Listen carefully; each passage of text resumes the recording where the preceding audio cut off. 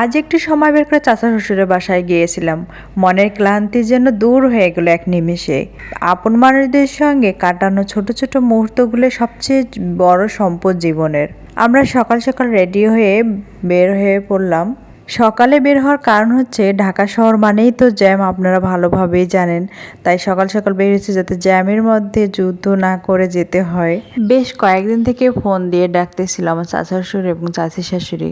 আসলে আমাদের নামে চাচা শ্বশুর আর চাচি শ্বশুর আমরা আসলে বাবা মা বলেই ডাকি। তারা আমাদের সন্তানের মতো দেখে, আমরা তাদের বাবা মাই ভাবি। তো বেশ কয়েকদিন থেকে বাবা ফোন দিয়ে ডাকতেছিল আমাদের যাওয়ার জন্য, তো আমাদের সময় হয়ে ওঠেনি, তাই যাইতেও পারিনি। আজকে আমার বড় বলতেছে হঠাৎ করে যে আজকে আমার ডিউটি নেই, চলো গিয়ে ঘুরে আসি। আমি তো মহা খুশি যে অনেক দিন পর সবাইকে দেখতে পাবো, আড্ডা দিতে পাবো, গল্প করতে পাবো, অনেক মজা করতে পাবো। ভাবতেছি আর দ্রুত রেডি হয়ে যাচ্ছি। যত সম্ভব আমি দ্রুত রেডি হয়ে আমরা বেরিয়ে পড়লাম। তো আমাদের বাস্তব জীবনে কর্মব্যস্ততা অনেক সম্পর্ক আছে যেগুলো দূরত্ব হয়ে গেছে, কিন্তু সময়ের অভাবে আমরা যাইতে পারি না বা যোগাযোগ করতে পারি না। এই জন্য আমাদের অনেক সম্পর্ক যেগুলোর কাছে সম্পর্কও অনেক দূর হয়ে গেছে। তো আমাদের সবারই উচিত সম্পর্ককেও প্রাধান্য দেওয়া, কর্মকেও প্রাধান্য দেওয়া, দুটাকেই সমান চোখে দেখা। তবে আজকে জার্নিটা করে অনেক শান্তি পেয়েছি।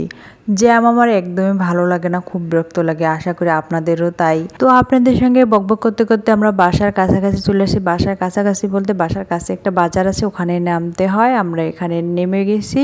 এখন এখান থেকে একটা রিক্সা নেব, রিক্সা করে বাসা যাব। তবে আমার রিক্সা জার্নিটা খুব ভালো লাগে। আপনাদের কেমন লাগে কমেন্টে কিন্তু জানাবেন। তো দেখেন বাজার কত সুন্দর সুন্দর ফল উঠেছে। তো আমার ড্রাগনগুলো দেখে মনে হচ্ছিল যে আমি সবগুলো ড্রাগন নিয়ে আসি, আমার ড্রাগন ভীষণ পছন্দ, তাই বলছিলাম আর কি।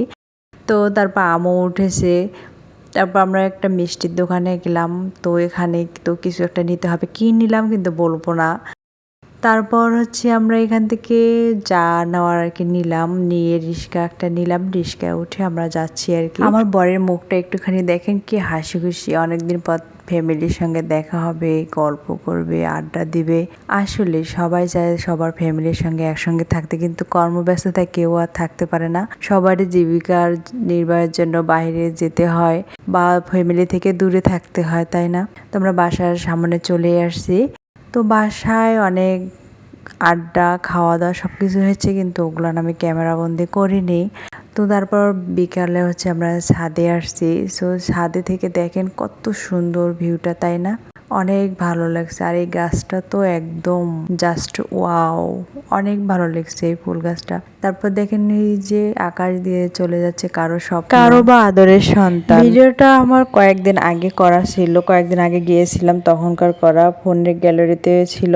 তো ভাবলাম যে স্মৃতি হিসাবে রেখে দিই আর আপনাদের সঙ্গে কিছু কথা শেয়ার করি। বাসাটা যেহেতু এয়ারপোর্টের কাছে, তাই এয়ারপোর্টটা দেখা যাচ্ছে ছাদ থেকে। দেখেন আমি একটুখানি আপনাদের দেখাচ্ছি, এখানেই হচ্ছে এয়ারপোর্ট। তো আজকে ভিডিও আমার এই পর্যন্ত। আপনারা ভালো থাকবেন, সুস্থ থাকবেন। আল্লাহ হাফেজ।